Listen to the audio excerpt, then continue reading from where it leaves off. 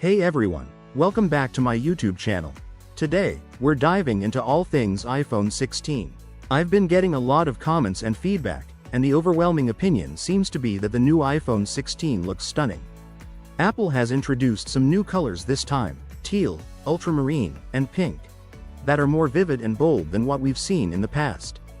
This is due to a new manufacturing process that Apple claims infuses the color throughout the entire glass back of the phone, giving it a more consistent and vibrant appearance. It really stands out when you hold it in your hand. However, when it comes to the Pro models, the color options are a bit more muted and less exciting. I have to agree with that sentiment. Apple could have pushed the envelope a bit more here. Now, let's talk about the upgrades. To be honest, the iPhone 16 doesn't bring any major changes compared to the previous generation. Sure, there's a new camera control button, and the action button has trickled down from the Pro models to the regular iPhones, but aside from these tweaks, it's largely an incremental update. I've been testing out Apple Intelligence for a few weeks now, though it's still in beta with some features missing. While there are some cool features, like real-time transcription for voice notes and the ability to make suggestions based on your daily routine, it's not something that will make you want to upgrade if your current iPhone is still working fine. That said, this year's iPhone 16 does have a beefier battery and a more powerful processor, which are always welcome improvements. It's also easier to repair, which is a big deal for those who like to keep their phones for several years. The cameras are still among the best out there, and Face ID remains the gold standard for facial recognition. I've also grown to appreciate the dynamic island feature. When it was first introduced, I thought it was just a gimmick, but it's actually pretty useful for keeping track of notifications and ongoing activities, like music playback or directions. And honestly, I'm still waiting for Android phones to catch up to the convenience of MagSafe charging. All these features combined make the iPhone 16 a solid choice, but it doesn't feel like a necessity if you already have a recent model. It's one of those situations where you'll appreciate the improvements if you upgrade, but you won't feel like you're missing out on much if you stick with what you have. So, why would anyone want to go for the Pro models? Apple spends a lot of time talking about its prosumer features in the iPhone Pro lineup. Features like ProRes video recording and the Academy color encoding system sound impressive, but unless you're a filmmaker or someone who really knows their way around video production, you might not even know what those terms mean, let alone need them. If you're like most people, there are only a few reasons to go for the Pro models, and they mainly have to do with the display. The Pro models now have slightly larger screens compared to their predecessors. The iPhone 16 Pro comes with a bigger screen than the regular 16, and while this makes the Pro version more appealing, it makes the iPhone 16 Pro Max feel a bit too big and heavy. The non-Pro iPhones have just the right screen size for most users, in my opinion.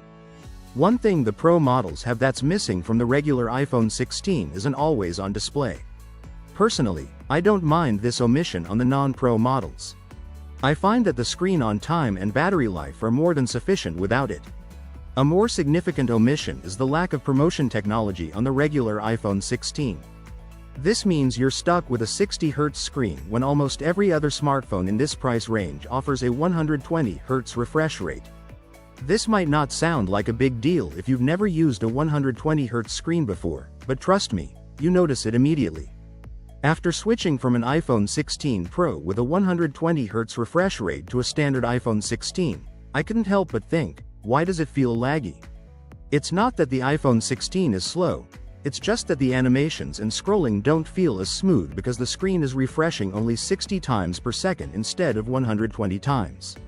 This is something Apple will probably bring to the cheaper models in the future, but it feels overdue at this point, especially at this price level.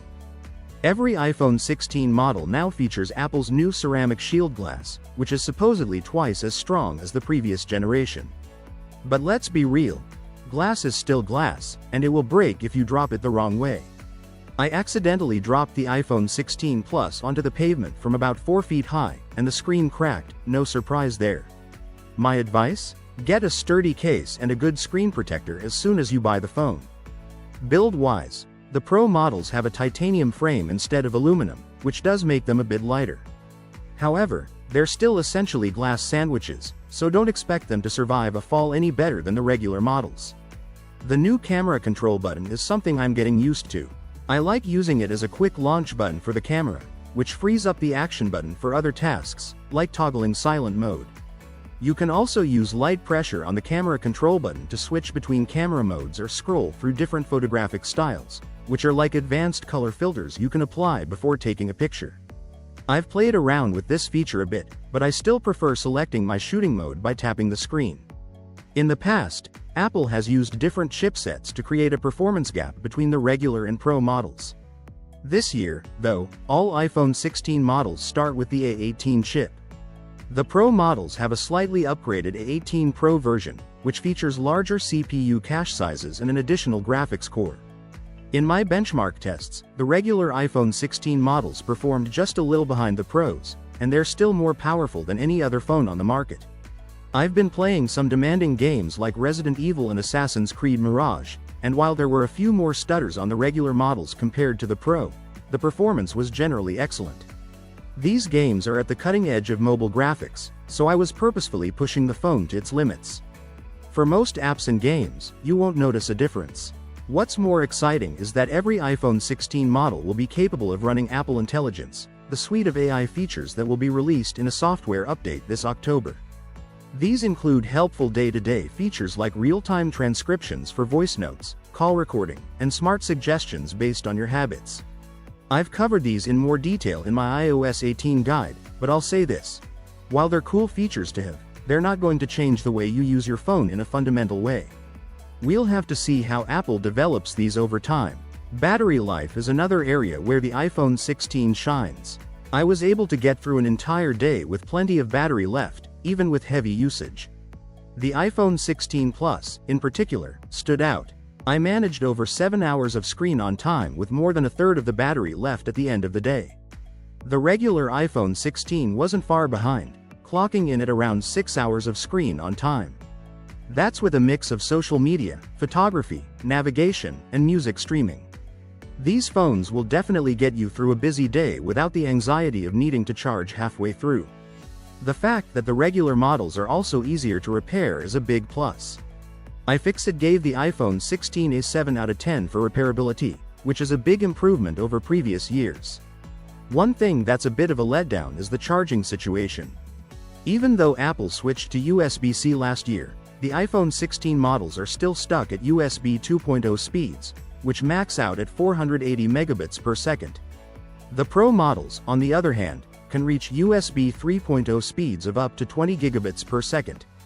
This is a massive difference if you're transferring large files, but it's not something most people will notice day to day.